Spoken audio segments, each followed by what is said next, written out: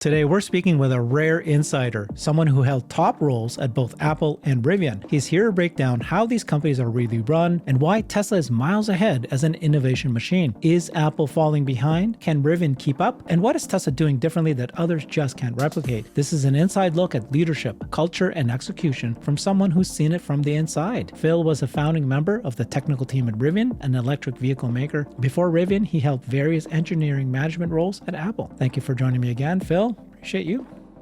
I'm back. I love it. Appreciate it. I mean, Yeah.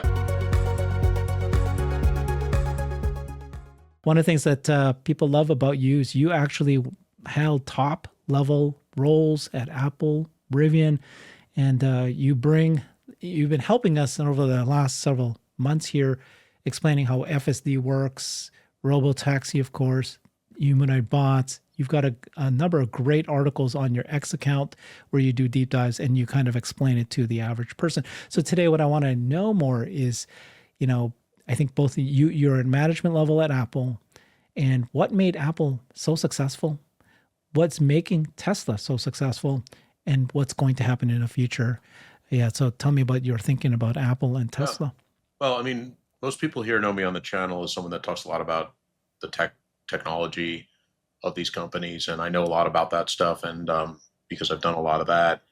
But I'm really, really interested in the motivations that these companies have to create these great products and so forth. And I've worked at Apple twice in my life. It was my first job out of college and my last job before I went to Rivian. And I love Apple. I love Apple as a company. It kind of put me on a course for a career, and yet I feel that it's stumbling, and I feel like it's passing the torch to Tesla. And I can see that. And I don't think it's all these things are not instantaneous. Kodak didn't stop for many years, but then when it stopped, it was a hard stop. So, I think we're seeing that. We're seeing Apple move from an innovation company to more of a management class company. And it's a bit sad, to be honest, but it's also exciting to note that there are other players out there. And I think that Tesla, with its current product pipeline, is really picking up the slack. And what's true about these companies is they're very much in front of the consumer. They are consumer product companies. So that gives them a special place, unlike, say, an NVIDIA, which largely is producing infrastructure products. Tesla is literally a brand that is used by people all over the world, and we'll see more of their products. And that's what's, it's like, I think Tesla is on the cusp of massive growth. Like, it grew a lot before. I think it's about to grow 10x that in the next couple of years based on the products and the space it's in is like literally everything we are defining. So Apple, I saw it. I was a big, like you're saying, a big fan of Apple, like big fan of Steve Jobs. I think that he was one of the most incredible business people in the world, right? The way that he founded this company, how he shaped the company, the kind of products that they would deliver. And I always wanted to learn everything I can about how he does things, and I want to model it because I think it's the top of the level. When I saw Tesla and understanding Elon Musk more, and then watching Tesla develop and his philosophies, again, he is even, I think in my head, a leap ahead of Steve Jobs, who was already the elite level. And Tesla as a company is even, in many ways, a true innovation engine. Mm-hmm. So I, sold all my Apple stock, went into Tesla stock, and followed along. But what is it? Do you feel the same way, right? That Apple. Yeah, I largely do. I mean, Steve and Elon are completely different people with some coincident skills and then some very divergent skills. Elon is clearly much more technical mind. Steve never really wrote any code, for example, and Elon started his career writing code. So they're different in many, many different ways. And Steve had this incredible ability to kind of know what the market wanted, and also this incredible ability to focus on the things that matter to create the simplest exposure of a product. He in many ways he was the no guy, not the yes guy. He would Yeah. he would yeah he would take engineers have this general idea of add more features, the more features, and that's kind of like how Microsoft, with sort of Bill Gates, you know, just feature rich products, so many features because everybody needs something. But Apple kind of said, well, let's be subtractive and reductive to what matters. And I think that's where you can respect Steve because it is so hard to say no and so easy to say yes. And there are great stories. You remember that story where he took a walk with Johnny Ive, his chief designer, and he asked him, after Johnny told him what's going on in the design studio, and he said, "Okay, so what did you say no to this week?" And I assume it's a true story. Elon's a very different person, but they do have something in common in that they seem to have the innate ability to see around corners and understand kind of trends in technology from different perspectives, but trends in technology. And then they also have a sense of how to execute to get there. And I think that what's missing many times in these conversations is that we think of these companies as idea factories and somehow products just happen.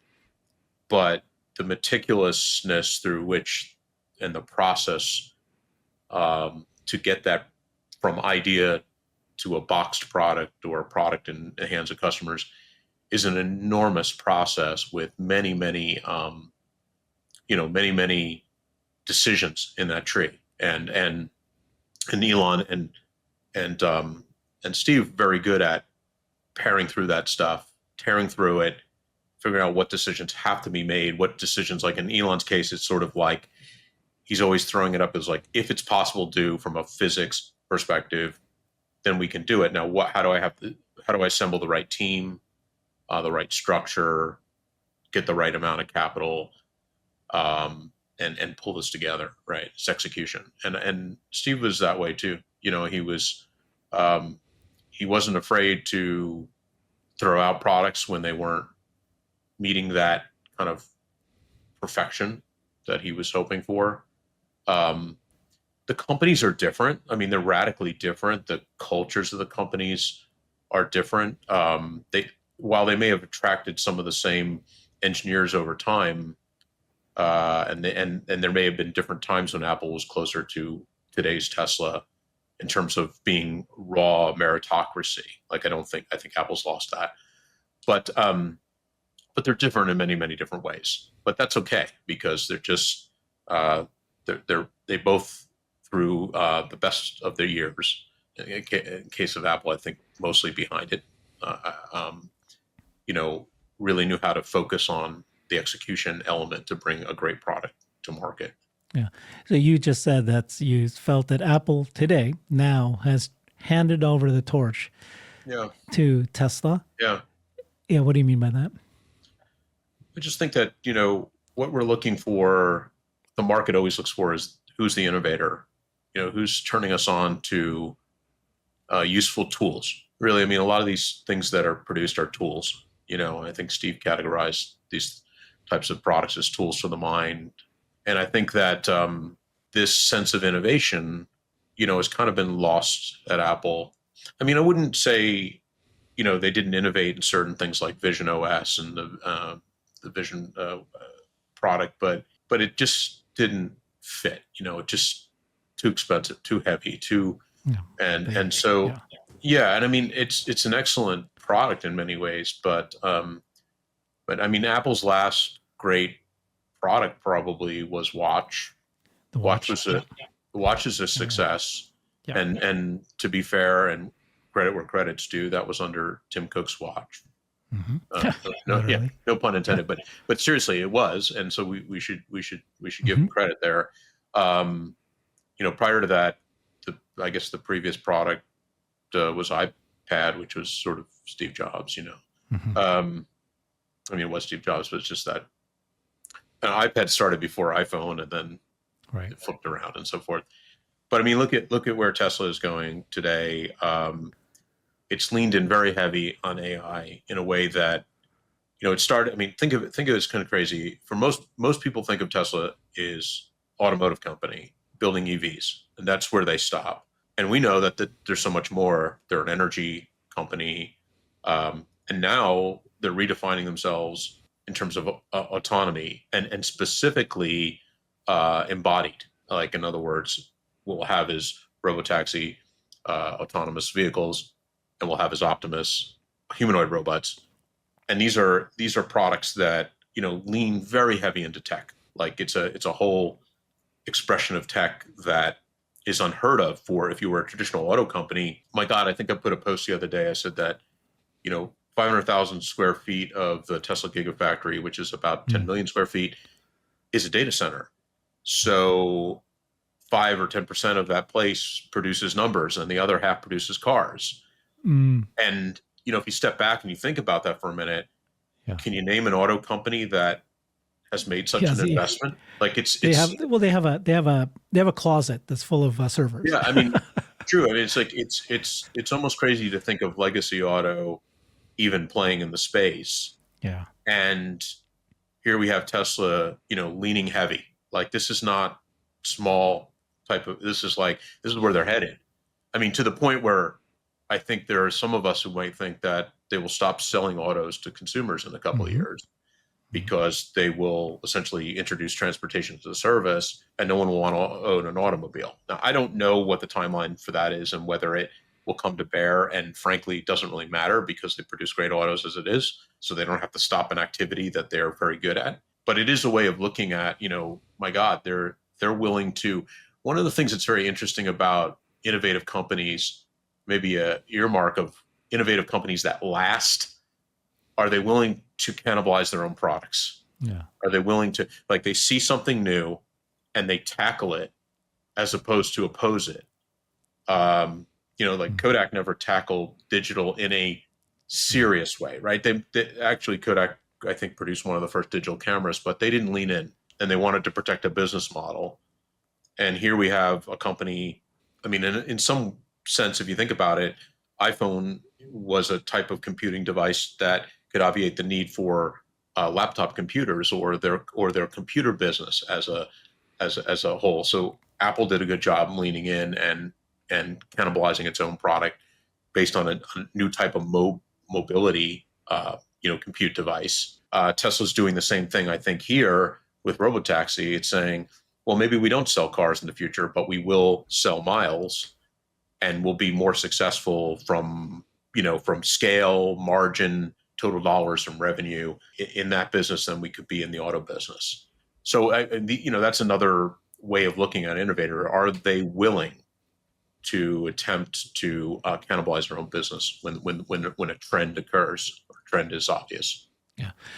I saw a documentary of Kodak, the guy who invented the very first digital camera. And he said he made a critical mistake. He called it filmless. Yeah. He goes, I don't know, I should have called, filmless camera because then the executives, the board members of Kodak said, filmless, that means we're not going to, what I mean? That's our entire revenue stream is film.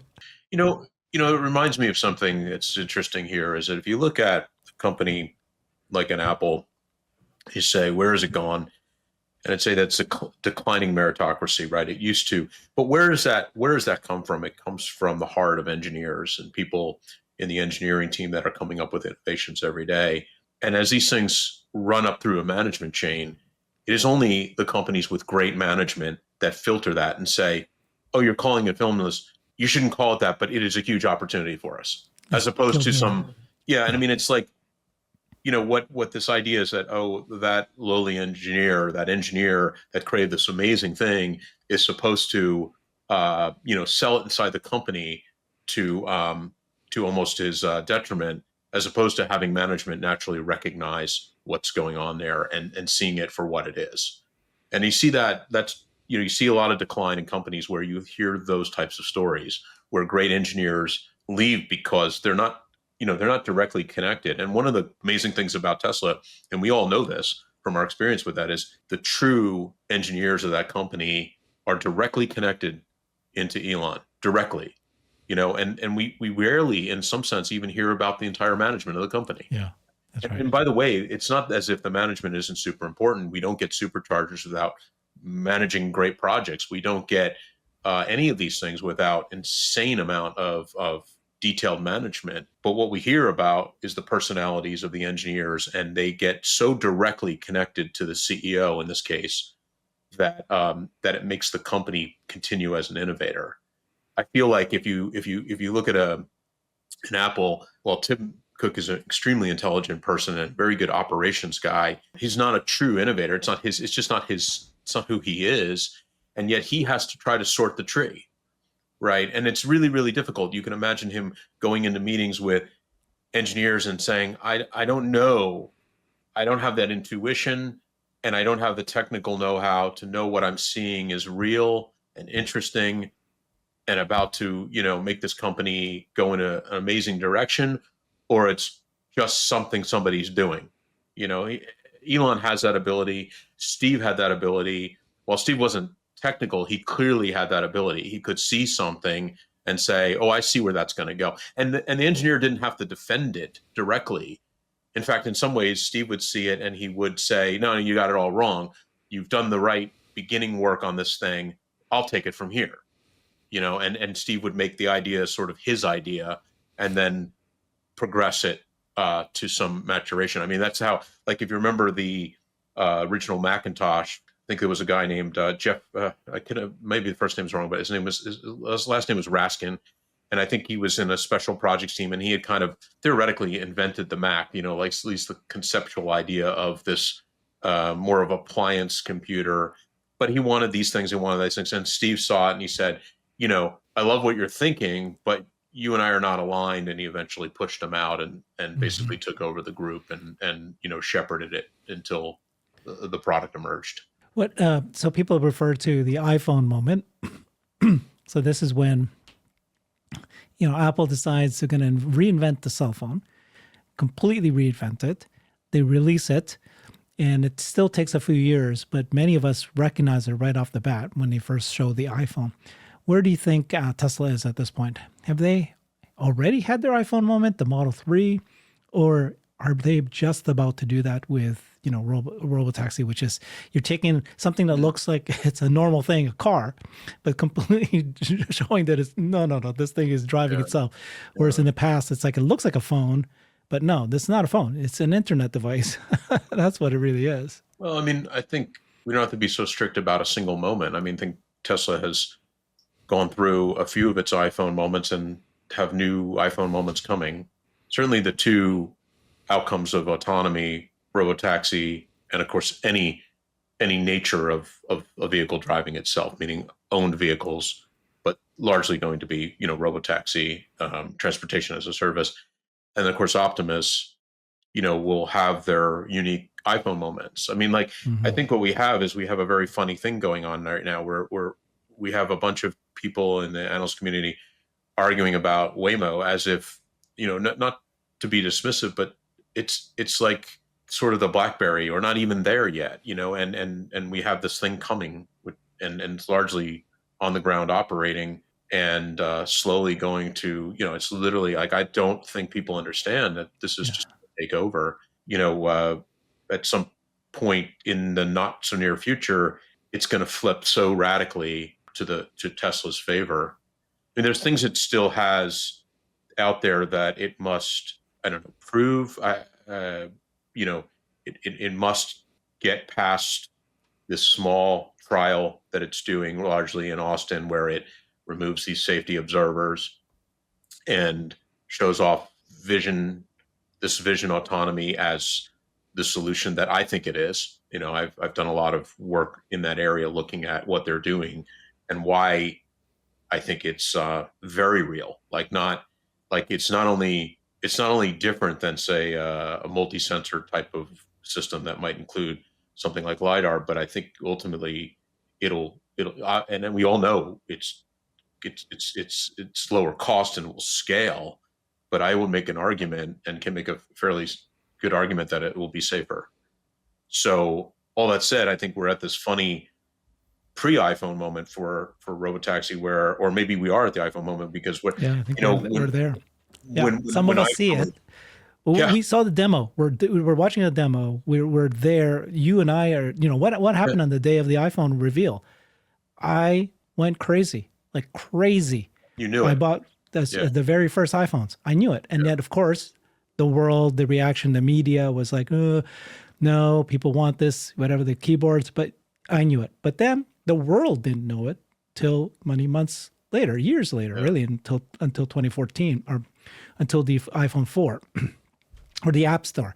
But in this case, it's like you and I already see today the robotaxi is working, and you understand the cost method, you know the value of this, and people are still going, nope, Waymo's ahead, and they'll be one of many players. It's kind of crazy if you actually totaled up the number of Waymo vehicles and number of miles done. It's literally a drop in the bucket compared to what when Tesla starts. Teslas are in this position right now where it decides when to press the button to hit what I call the scale button. It says, okay, today's the day or tomorrow's the day. Outside of some regulatory, permitting frameworks in different cities, I think we're at a position where it says, okay, if I wanted to add, Tesla want to add 500 vehicles to the robotaxi network in Austin tomorrow and expand the geofence and remove the safety observers, I can make that decision all on my own. And so they're taking this very go slow to go fast approach. But when it happens, it's going to be like, a bomb went off, and they're going to price out the competition, and they're going to create a more favorable experience for the consumer. And then I think everybody else that's sort of in the space will disappear. I mean, I don't, there's always someone out there doing some level of anything. iPhone had its moment, was on this massive rise, and then Android came about and created an alternative. And that happens in a market. That's just how successful markets work. You're not alone forever. But when you punch the scale button and you can go, like, the one thing about Tesla that people I think don't understand about this is that outside of regulatory, scale is in their hands. It's Waymo can't really go faster than 100 cars a week, or maybe if they really push it, 300 cars a week or something. I mean, the CEO said we'll reach 3,000 cars by the end of the year in 25. By math alone, that's 40 cars a week, which is nothing. I mean, that Tesla could, put 100 cars a day easily in the market. And we haven't even seen Cybercab yet, right? So we haven't even seen their scale version of so Tesla's in control of this largely, and we found that what have we found through the process of Waymo going, Waymo's kind of the first guy, took the arrows in the back. What we learned is that consumers really like cars run by robots. Not everybody, but people are paying a premium for them in San Francisco, and we know that people generally don't like Ubers. They don't really find it to have a non-professional driver driving them around. The only reason that they permitted that was because of volume and price, and now the price isn't even there. So Tesla completely controls this, from my point of view, and people will throw these things up and they'll say, well, they're not there until, and I agree, there are some little things that they have to do, but I think they're about to do them pretty quickly. So Phil, one of the reasons I'm an investor in Tesla is I consider them to be an innovation engine, an innovation machine. And somebody asked this question to me and a few other of my friends and said, when will you no longer be an investor in Tesla? And my answer is actually when they stop showing me that they're an innovation engine anymore. Just like Apple. I feel like I can see that Apple's no longer an innovation engine. What are the signs of how do you know? First of all, how do you know that Tesla is an innovation engine? And then how do you know when Tesla may in the future no longer be one? Well, I mean, I think what we're going to look at here is we're going to say there's a trend in the market that seems to be within its crosshairs or sweet spot, something that Tesla could naturally do, and Tesla ignores it or can't play. That's when I think we know. I mean, a good example is, how do we know that Apple's on this decline? Well, it couldn't produce a autonomous vehicle or Siri, right? It couldn't do Siri right. It's clearly they were so far ahead. Yeah, it's really quite pathetic to see what Siri isn't at this moment, given where all the stuff we see has happened. And then we look at something like, they tried vehicle, and they couldn't get there. And so, yet that was super important. I mean, at the time that they were hitting hard on vehicle, I was at Rivian, and and um, and we were talking a lot about Apple, and Mm, there were a couple of reasons. One, we were hiring a lot of Apple people. We were hiring people mm, from that one or more versions of their Project Titan, which was the name for their vehicle program, and they had a fairly substantial vehicle program, hundreds of employees working on it, and they couldn't get anywhere. And so we knew that, that's a sense like, okay, they have not been able to, now they can make some justification today, say, well, going into that business wasn't a good business. But I'd say bullshit, because the reality is what they were trying to shoot for at that time was a fully autonomous level 5 vehicle. And had they got there, irrespective of whether they sold it directly to consumer, they would have been in the robotaxi business, right? Clearly. So, that's kind of a sign of that. And then I think you have to look at the management of the company and look at kind of like what's going on, like the top heads. I mean, we are in a very the products that we are consuming are very technical products, and the leaders of these companies are very technical people. And if they're not, that's a clear warning sign that they will not be able to make the right decisions. I think. And now, how do we know a company continues to innovate? Well, do they see these new products in markets, and do they attack them? And by the way, it doesn't mean that they have to, like, people are like, oh, Tesla should be in the drone business. They could choose not to be. Like, there's reasons for not wanting to be in a business. But I doubt there's going to be something in transportation and energy that they're not going to be autonomy. Not, they're going to be a major player in that space for sure. yeah. If it's in your core business, and then, like you said, market opens up, technology just leaps to that, making something possible, and then they don't get into it or they try and fail, that's a sign, right? So it's one thing that Siri didn't succeed because they were first to launch Siri. It was very clear the potential benefits of Siri on a phone, Absolutely. and yet Sure. they didn't. They struggled. They couldn't make it go anywhere. And Yeah. it's unfortunate, especially like you said, with AI, LLMs showing everything now. Yeah. Okay, maybe Crazy. you didn't. They should at least catch up. Now, the second thing is, it's one thing that they could not build the car. I forgive them for the car. That's a whole Sure. new Sure. industry. Yeah. They may not be able to do it. What I don't forgive them is robots, mini robots. I think that as a consumer leader, that they were able to produce vision. They have the consumer electronics. They ought to have been able to make, I don't know, like a Roomba or some sort of companion or some sort of like in the home device Well, that is like a robot. That I cannot believe they're not even in that space yet. They've if made you announcements, but boy, that was like, ugh, I can hear Steve now dreaming about what the next big market was. He would have led it. He would have built something. He would have been so excited about this. Yeah, I think we can just use the word home here, Yeah, because yeah, Apple, of any company, it's in the consumer's pocket. They should have been able to control the home, yeah. the concept of the smart home. And you could Right. you could say lots of reasons that, oh, blah, blah, blah. Now, it doesn't, what we also can say about Apple is we don't know that they may be working on some fantastic product, because they're not Right. ones, one of the To things about Apple reveal. that, Yeah. yeah, they Yeah. don't reveal until the date, and literally the Yeah. day they reveal, that's pretty much on sale a couple Hmm. days later, which, by the way, is a very tall order, because they get no customer feedback Mm. right until the product literally goes on sale. I mean, some, but very, very limited, very tight. And what's happened, and in my last years at Apple, I saw this, is that management became risk averse, because Mm. when you put a product out at Apple, it had to be perfect. And so what would you do as a manager when you didn't quite see it? You'd pull back, and you'd say, well, it's not quite there, or this isn't that, or this, and just basically throw every roadblock up, because no one wants to be that guy who put out the product that they can, hang around your neck that says it was a failure. Look, frankly, I give them a lot of credit for working through Project Titan, and that's fine.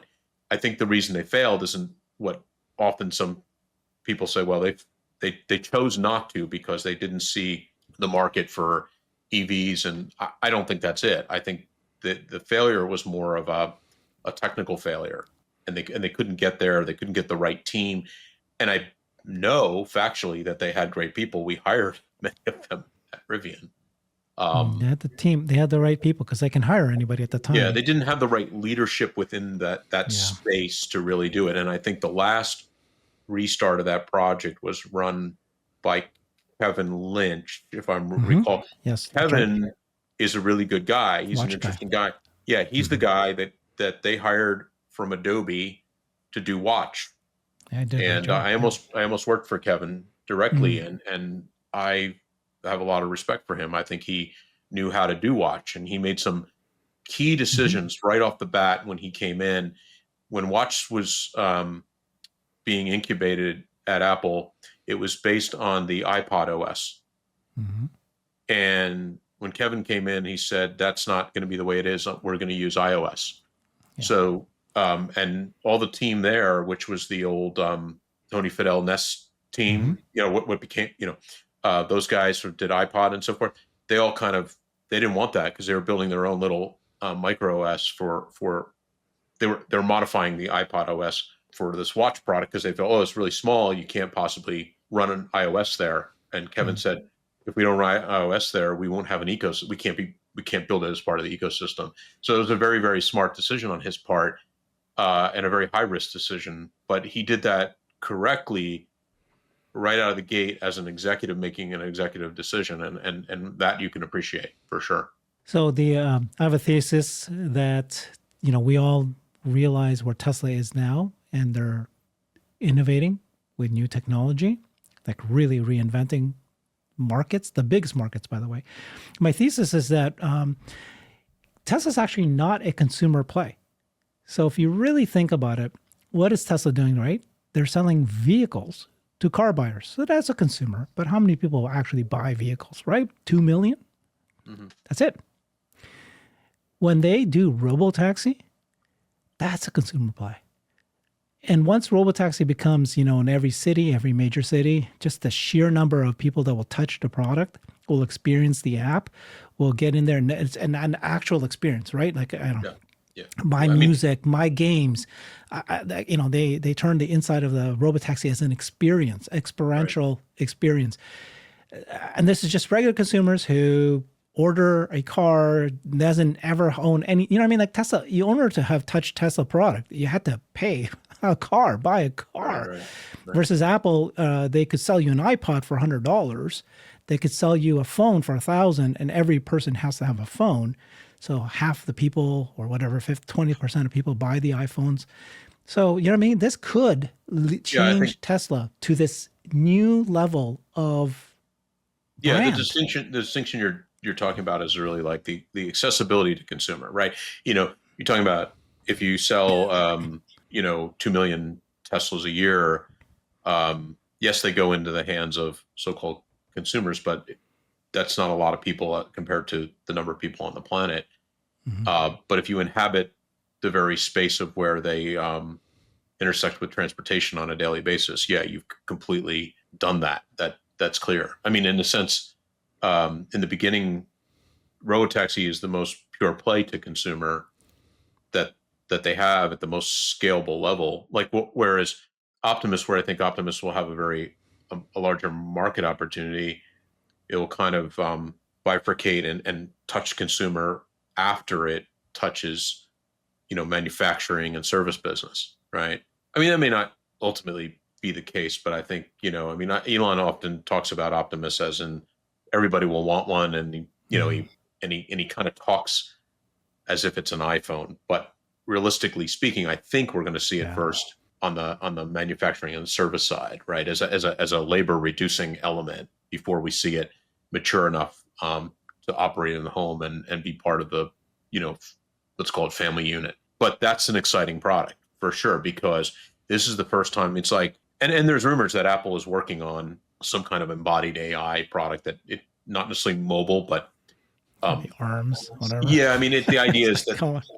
I think the idea behind it is that it is sort of a product. It's sort of like the ultimate Alexa or Siri device where it's looking at you and it's interacting with you, and so it's just mostly about swiveling to be. I don't know what but that's my guess on what it is. But how useful is that? At the end of the day, it can't bake a cake, it can't cut the lawn, it can't change a diaper, it can't do all those things that this Optimus thing will be able to do. And in a sense, like that's sort of the ultimate home product, because look at iPhone. I mean, it's only so many. It's an information device, but it can't do any of these embodied things, right? So Yeah, when Apple made the leap from a computer, MacBook computers, to the iPod was this leap, a major leap for the company, where yeah, they no longer became this electronics device seller, but this personal consumer. right, Became a totally, consumer thing. You put in your pocket, you touch it every day, you listen to music, and everybody has it. Like yeah. every consumer has it. Yeah, I mean, it literally That's the leap. changed. I mean, Yeah. the personal. I mean, at the time, Apple was called Apple Computer, right? They had to rename Right. themselves Apple because now they were going into this extremely broad consumer space, and everyone listened to music, and so it was like the right product at the right time. And I mean, remember when Steve came back to Apple, he introduced, I believe, the iMacs with the colors, Yeah. and so Yeah. so what his first act is as Yeah. Apple's reemergent CEO Yeah. was to clean up the Mac product line and to introduce these, colorful ones that fit Hmm. um, but then all of a sudden this new market emerged that was, much more broad consumer, which of course is the iPod and music. And I think it attracted a whole new investment community. It's funny. It has a lot. It's very personal to me because I had worked at Apple and I was not at Apple at the time. Spoke to my father about this many years later, and he purchased a lot of Apple stock around the time of iPod. And Hmm. I asked him, I said, why are you in Apple? Because in your professional career, you were always an IBM guy, and so Apple was a product that you couldn't enter the business side of the market effectively. And he said, "Oh, I didn't invest in Apple because of it being a computer company. I invested because it's a music company." Hmm. So I think that's sort of what you're saying about Tesla is that it's about to emerge as a company that has a much broader brand. How about we say it simply? It's going to have a much broader brand expression. The world. I mean, in my neighborhood, literally, I count, and every other car is a Tesla, and I mean that quite literally. Hmm. I don't even, it's completely true. But if I go to where my family lives in the East Coast, it's like Yeah. 1 out of 20 something cars, or 1 out of 30, or one. And so it's not as well known. I mean, one of the reasons that Tesla is really well known is because of Elon Musk. If it wasn't, imagine if you Right. subtracted Elon Musk That's right. from Tesla, how many people would know the name Tesla? Probably not, not a lot. And you can say that's for bad and good reasons, but the point is that he's, the most, practically probably the most known person on planet. So, that carries a lot of brand recognition. But honestly, I think we both know that if you asked a random person off the street several qualifying questions about what does Tesla do, name a model, a car that they produce, and then you ask them anything about vehicle autonomy, they would just look at you like, you No had two idea. Yep. heads. No idea. I have another thesis is that Tesla or XAI will get into glasses, smart glasses, Mm, because you need the vision data. So if I put it on and it's capturing everything I'm looking at, it's going to help the bots. And that data is what's going to help XAI. And that's how Tesla gets into the consumer play while we're waiting for Neuralink. And the Tesla, like you see what Meta's doing, they're going yeah. all in on the glasses, and Apple's dropping it. They have the iPhone, but then they did not make a move on the glasses, or they went with the virtual instead of augmented Hmm. reality, virtual reality, which is you Right. can't see anything else but that. And so they need to get into the augmented reality, which is what Meta is going to do next year with their next version of Meta. So I think they have the chance, Meta, of taking over, and every human will end up buying glasses. I explained to my wife, what happens if I look at the light switch and then the lights turn on? And if I look at it, I can turn it off. I look at the TV, I can turn it on and off. I want to turn the volume, I just look at it. These are features that are so valuable and you have access to intelligent, right? The LLMs right there asking it. It's right there instead of a pin. So I think that Tesla might have to do this. Yeah, I don't know, but I think that the way to put a bit of a marker on that is to say that from my perspective, and I wrote about this, and it's one of the articles of the articles I wrote is the one that Elon reposted, and it said, I think it was called Optimus. I know what I can see, and what I was leaning in on very, very heavy was that AIs today, these trained AIs, that we're approaching some moment of called artificial general intelligence. To me, that isn't a bright line. It can be, kind of we're always getting there, or we'll get better. But what is true is that we're running out of data in the general sense, and that the real world is filled with enormous amount of data. And that article goes quite deep into the idea that Optimus and the fleet, if you think about it, like the fleet of Optimus robots can accumulate more real world data than what's written in, every book ever published and everything that humans written down. And so I think that what we're going to find is that we're really close to being at starvation for these models to have a data foundational data, and data in the free, in the world around us is very valuable. So, in terms of, can it express it as I'm talking about it as a data collector, and I'm not really focused on your consumer question on it. There's rumors that Apple is attempting to pare down Vision OS to a different type of device, because obviously they see what Meta's doing. I don't know. I don't look at the other interesting is I look at Meta and I think I've never seen them.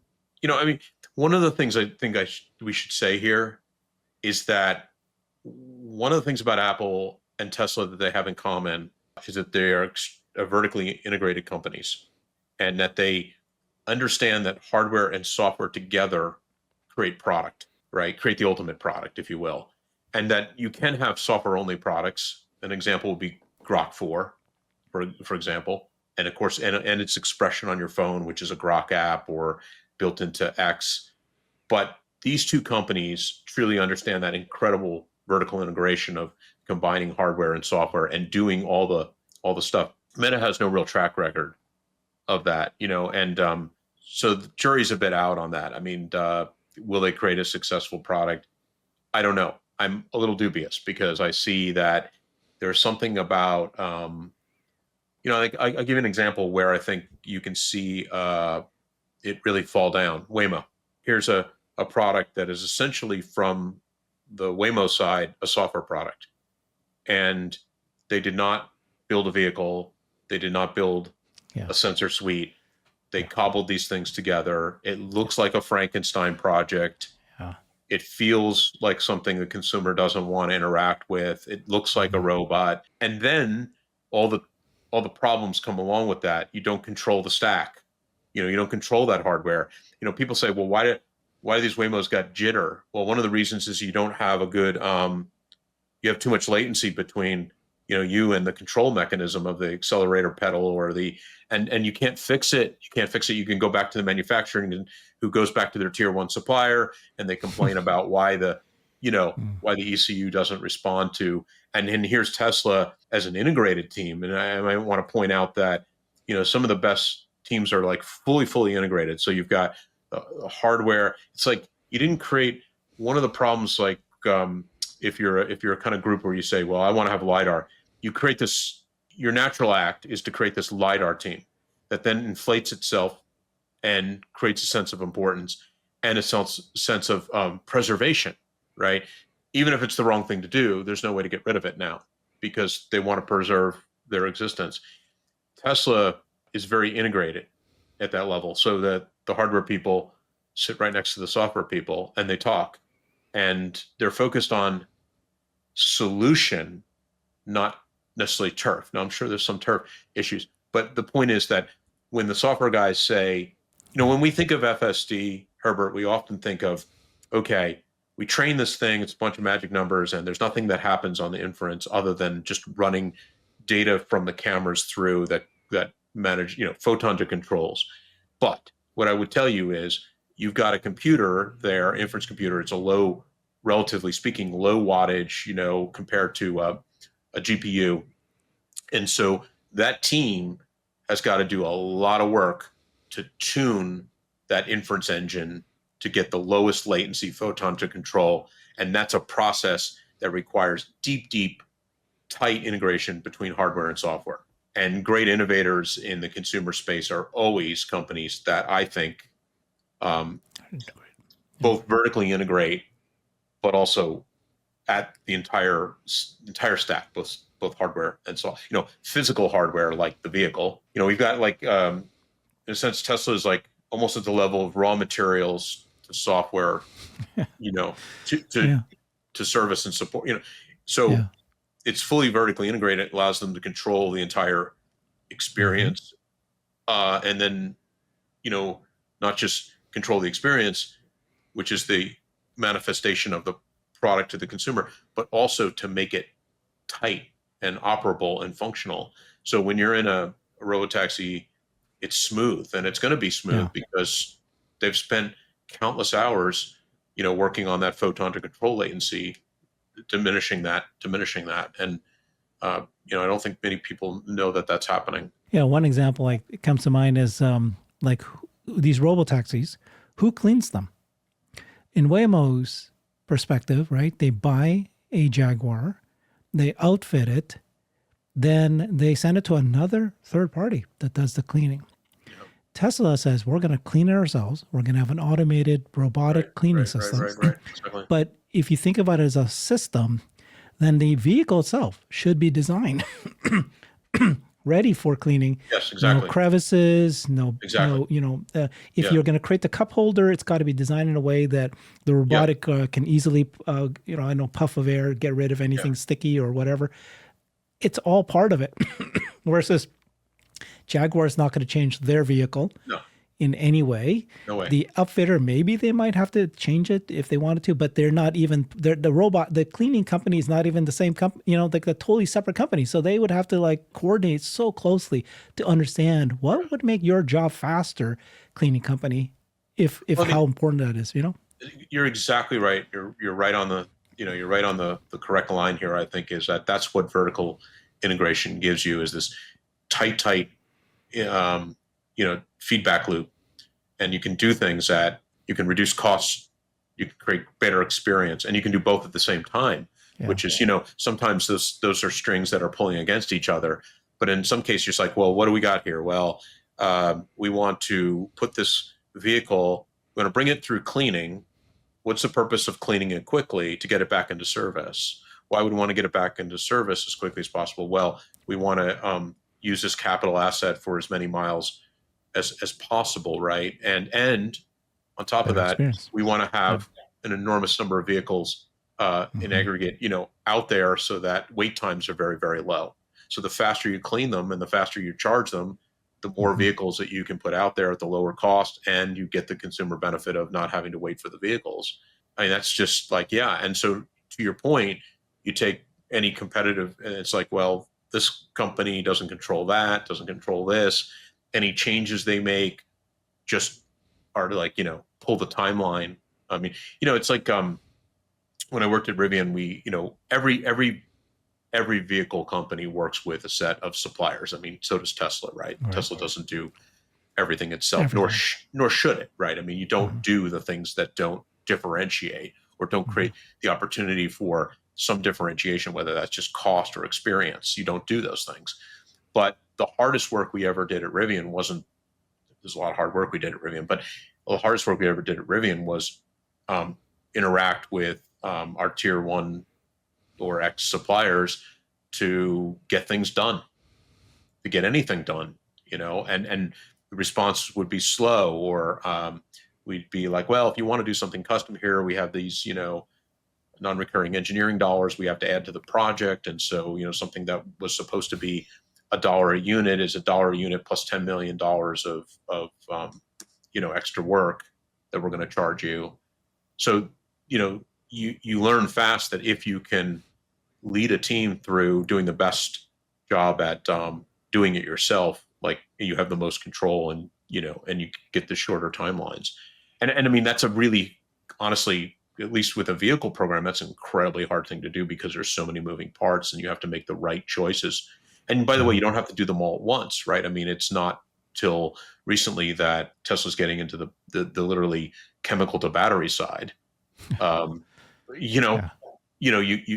you start to, I mean, the point here is that if you have the mindset, like a Rivian does, certainly, and like a Tesla does, of being vertically integrated. These CEOs of these companies, I mean, I know RJ very well, and I know that every single time I went to him about something, he'd say, "Can we do that ourselves? Mm-hmm. Can we do that ourselves?" It doesn't really even matter what I was asking, minus cleaning the bathrooms. It was always like, "Can we do that ourselves?" And he would ask that question. Whereas, can you imagine, going to Mm-hmm. somebody in Ford management or even the CEO and say, "Well, who builds that for us? Name the three suppliers that do that." And Mm-hmm. that's as far as they go half the time, and then they're just system integrators, lead to poor product outcomes. So yeah, there's a lot to be said about, I guess, full circle here. It's a lot to be said about innovative companies that believe in building the whole stack and having the leadership that understands that that's the end goal anyway. Like I think you heard Elon say sometimes, well, I don't really want to do that, but I'm forced. My I'm hands are forced forced. to. Yeah, he says that. And I get what he's saying, but on the other hand, if you probably pressed him, he'd say, well, all these guys, I mean, it's another way of saying it. He's like, all these guys are producing crap for us at high Yeah. price. And I have a Yeah. lot of interesting exposure, right? Suddenly I'm not building the thing myself. I have a lot of supply chain exposure. Um, and if you want to control that, I mean, how would you innovate if let's say that you're Tesla, you have the opportunity perhaps to go from a average 350-mile range car to, say, maybe tomorrow or the next day 700 to 1,000 miles. Could you imagine if that just showed up tomorrow, that all the cars had a new battery system and they went from some supposed low range that people complain about infinitely from the ICE side, they don't go far. And all of a sudden you said, well, every car is 1,000 miles. You're unlikely to get that from the supplier. If you got that from a supplier, everybody has access to it. And it usually, if everybody has access to it, it takes a lot more time to mature it in the market. So you're already behind the eight ball, a couple different ways. Yeah. Very well articulated. You're very unique, Phil. Your background, That's worked what at everyone Rivian. says. Well, you worked at Rivian, you worked Yeah. at Apple, I and didn't mean now it you anyway. are you're so obsessed with Tesla, obsessed with the technology, the business, and it's fun to kind of tease your brain a little bit of what Yeah. you saw. You're obviously seeing a lot of similarities with Apple and Tesla, but you've also said that Tesla is just I mean, taking it over. Herbert, there's a very good way of articulating this. A lot of people that have not looked at any of my stuff or know my background will come at me and just say, "Oh, you're just trying to talk up Tesla stock," and Yeah. I don't think they get it. Like I could have They, invested. no, I worked. Yeah, yeah, Yeah, I mean, I could have invested in anything. I could be yeah, talking about, some arbitrary thing, but I'm not talking my book. I mean, yeah. that's not my purpose. My purpose is I see something that represents the thing that I enjoyed when I was 14 years old. When I was 14 years old, what I liked was the cool shit Apple was doing. Yes. Yep. And at the time, all it was doing was the Apple II computer. That was the first Yeah. computer. And then the Mac came along and it lit this fire inside me. And I would tell you that that's what Tesla's doing to me today. It's quite Today. authentic. And Yes. do I want to be an investor because of that? Sure. Because I'm an adult and I can do that. But, people have this very weird way of trying to rationalize why, you're enthusiastic about something. Maybe you're just enthusiastic because you see it for what it is. And for my I might be wrong, but I think I see Tesla for what it is. And the thesis and the thing we started with was that the torch has been passed from Apple to Tesla. And it's a leap forward too. That's the beautiful thing. Now, if Steve Jobs was still alive, I think he would have got into robotics. He would have got into Siri, maybe. I'm pretty sure he would have. But you can never figure it out. No, But we don't know. that doesn't matter. What matters is Elon represents for me the next Steve Jobs. And I mean, I don't know. I think he's unmatched at this point in terms of business acumen, products. he gets it somehow. He's figuring it out. He is an exceptional person, and anybody that wants to throw shade on him for various things, usually, look, we saw him enter politics. We saw alignment with Trump. Now we see him separating, and we have people's heads exploding because they were not aligned with Trump, and therefore they started to ditch Elon. But now they feel like, oh, I don't know, maybe I should come back to this guy. So, I mean, all of that is just a bunch of garbage. It's noise in the system. It has materiality because that's how, our society operates in this weird way sometimes. But if you look at him, he's multiple disciplinary person. He can play. I think the thing about Elon is that he can look at almost anything, break it down to its raw physics, and decide whether he not wants to get into that thing or not. I mean, remember the great story about why he decided to do SpaceX. Remember what his original goal was. He was going to send some terrarium thing up to Mars, and he went to Russia, right? And he talked to these. I'm going to buy one of your ICBM. Yeah. And then he's flying back in his private jet, and he starts sketching out. They wouldn't sell it to him. If they sold it to him, he would have been. But here you go. He's like figuring out how hard is it really to build. So, I mean, he's an extraordinary mind, and one that we will be talking about. Many generations.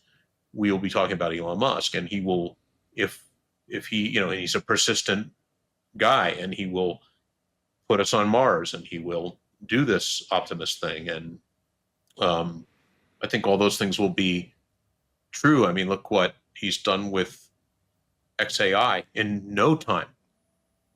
I mean, timeline wise.